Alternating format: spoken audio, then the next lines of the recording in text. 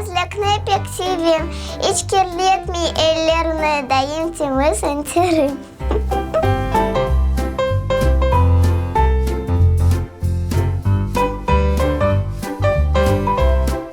Neden kirli olsun?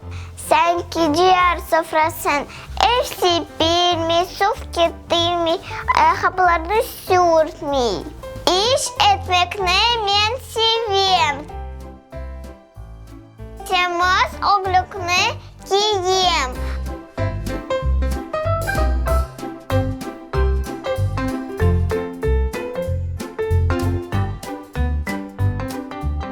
Kahve içsem bir tanem, fincanlarını yuvarlayayım. Dostlar içten korkmadınız, içtisiler kaçmadınız. Elin kirli olurdu, kokla olup kalmadınız.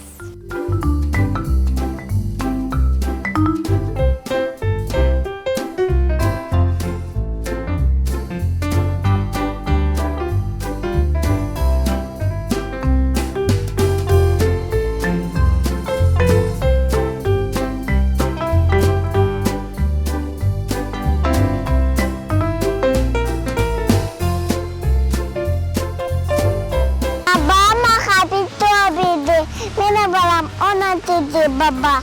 Dapurun atam ve tutam. Can onu yolalatam.